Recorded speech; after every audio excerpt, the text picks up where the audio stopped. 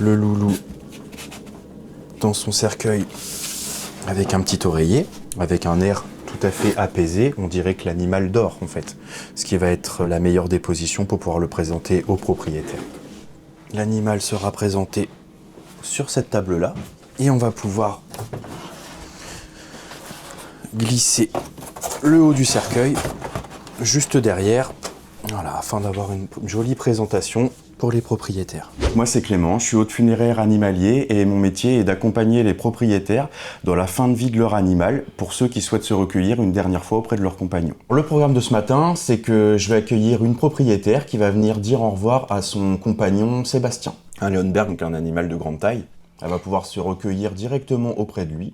Et ensuite de ça, on discutera ensemble et on personnalisera la prestation directement avec elle selon ses souhaits. La seule chose que madame va vouloir, je pense, c'est pouvoir justement discuter avec nous et pouvoir se livrer à cœur ouvert. C'est l'essence même du métier de toute façon. Là, je vais aller chercher madame pour pouvoir l'accompagner dans le petit salon. On va rester un petit peu entre nous dans un premier temps, parce que madame est très touchée donc, par la perte de son compagnon. J'ai craqué sur lui, littéralement, avec ce regard qu'il avait. C'est ça a été un coup de cœur immédiat. Je l'ai vu s'envoler dans les... Il s'est envolé. Oui, c'est ça. Il s'est envolé. Je suis devenu hôte funéraire animalier par le plus grand des hasards. En fait, j'étais en études pour être maître nageur. Et avec le Covid, donc la formation est tombée à l'eau, si je puis dire.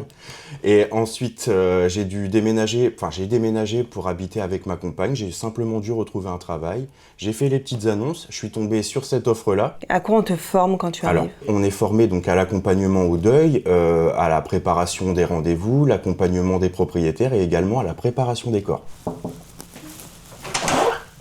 Je me permets de revenir vers vous, constater que le retour image fonctionne. Je vais pouvoir vous laisser assister à la mise en crémation par retour vidéo. Ensuite, je vous laisse un petit moment seul et je reviens vers vous un tout petit peu plus tard et puis on pourra prendre un petit café si vous le souhaitez. Je veux le voir s'envoler devant moi. Et c'est vrai qu'ici, on le voit en vidéo. J'ai la certitude que c'est mon chien et pas un autre parce que je l'ai vu. Puis je peux lui dire adieu. Alors, il y en a qui préfèrent ne pas voir parce que c'est vrai que c'est dur. Franchement, c'est dur. Mais moi, je pense qu'on doit les accompagner jusqu'au bout, coûte que coûte. On leur doit.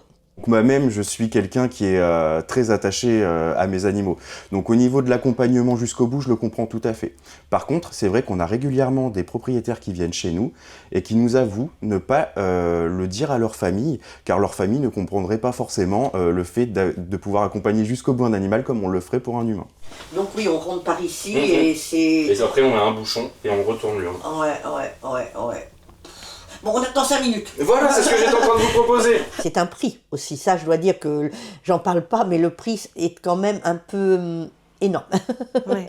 Ça coûte 340 € si les propriétaires passent par nous directement. Ensuite de ça, s'ils passent par une clinique vétérinaire, il peut y avoir une légère fluctuation en fonction de la clinique. Enterrer son animal dans son jardin est maintenant interdit. Voilà, j'ai pu vous proposer ce modèle-ci. C'est parfait. Il y a une petite étiquette dessous avec son prénom. Merci. Au revoir Clément. Là, elle repart, elle a réussi à discuter avec moi, avec vous.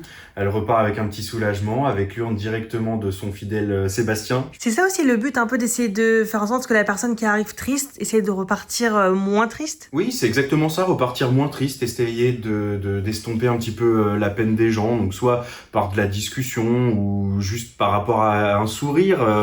Le fait qu'ils voient qu'on comprend leur chagrin, ça aide aussi, ils se sentent des fois moins seuls pour des gens qui n'ont pas beaucoup d'entourage et pour qui l'animal c'était tout.